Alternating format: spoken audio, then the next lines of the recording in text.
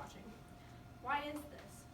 I personally remember watching gut-wrenching movies as early as age 4, and odds are most of you did too.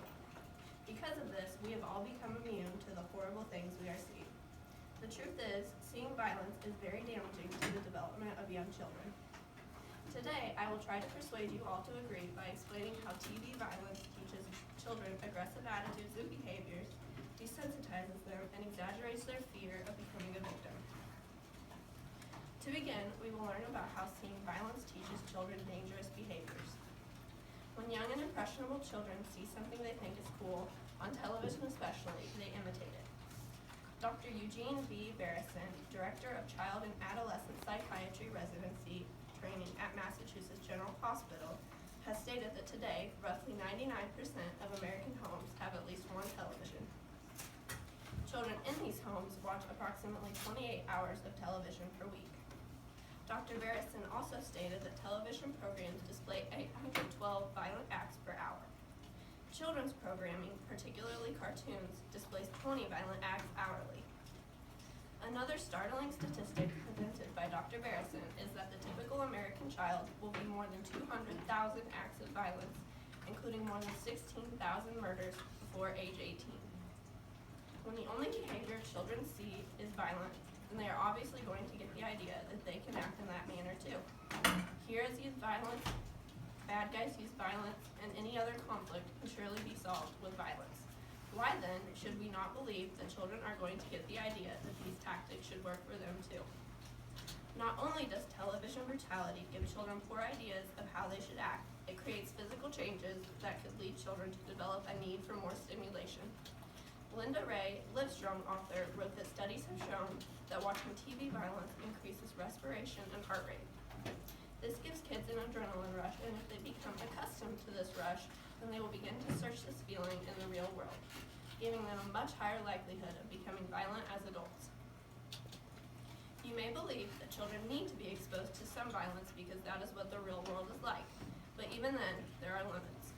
There is a fine line between teaching children what the real world is like and that everything can be solved with violence. Because of this, there is an absolute need to monitor and restrict what children can watch because whether you like it or not, children are imitators. They haven't begun to understand right from wrong yet, and fighting seems like a quick and cool solution for everything. Next, we will talk about how television violence desensitizes children. As I mentioned in the beginning, seeing so much repeated violence makes us immune to what we are seeing. After seeing so many gruesome things on the television, the way we act to real-world conflicts is going to be affected as well. Barbara J. Wilson, a renowned University of Illinois professor, wrote that there is a proven link between media violence and the emotional development of children. Most importantly, this includes the development of empathetic characteristics. In order to develop these characteristics, children need to be given an idea of the norms and values of the society in which they live. Seeing the world as it is twisted on the television can be a huge and damaging misrepresentation. If a child is repeatedly exposed to blood and pain, their sense of empathy will not properly come to be because they have developed an immunity. In this instance, a child might not feel inclined to help someone in trouble. This desensitization can also lead to apathetic tendencies when exposed to others who are suffering. Psychological studies, such as the one described in the United States National Library of Medicine, have also shown that desensitizing emotional effects of the media are exclusive to violence. This finding is especially startling because it proves that people process violence in a manner that is unlike any other event.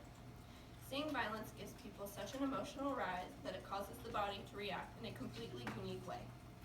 This should be reason enough to prove how damaging continuous exposure to fictional trauma really is. Some may argue that children need to be tough and that being immune to feelings of empathy will help them out in the real world. While it is possible that this trait could be helpful, it is also very dangerous. If someone never had the chance to develop empathy, then they hold the ability to harm others without remorse. After such prolonged exposure to desensitizing programs, it is possible that people will no longer possess the ability to know they are doing wrong. Moderating how much violence children have access to is absolutely crucial to the development of their character and of their morals. Finally, we will talk about how media violence exaggerates children's fears. a child is given the impression that the real world is full of crime, they are going to live in constant fear of becoming a victim. For obvious reasons, violent programs cause increased fears for its viewers, especially if they are children. These programs can create the idea that the world is a more violent place than it really is.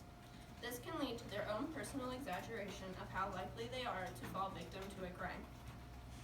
According to the Encyclopedia of Clinical Child and Pediatric Psychology, these fears can lead to sleep disturbances and nightmares, which is damaging to the overall health of the child. In the case of children, most things they watch on television do cause some form of temporary reaction.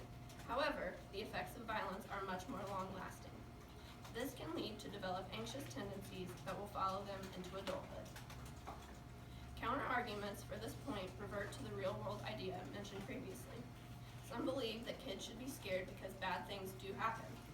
In reality, the odds of falling victim to a random crime have been decreasing for the last quarter century. There is convincing evidence based on the most recent FBI annual report that this probability will either remain the same or continue to drop, as reported by the Pew Research Center. Considering these facts, how can you justify allowing children to watch violent television shows? To the uninformed, this concept probably seems harmless, but how can you condone such a damaging practice knowing what you know now? To conclude, television violence is extremely harmful to the development of a child's character. Not only does it teach threatening behaviors, it desensitizes them, and it also creates a lot of unnecessary fear. I now encourage you to consider the arguments that I have presented and that they will positively affect how you look after younger siblings, relatives, friends, and possibly even your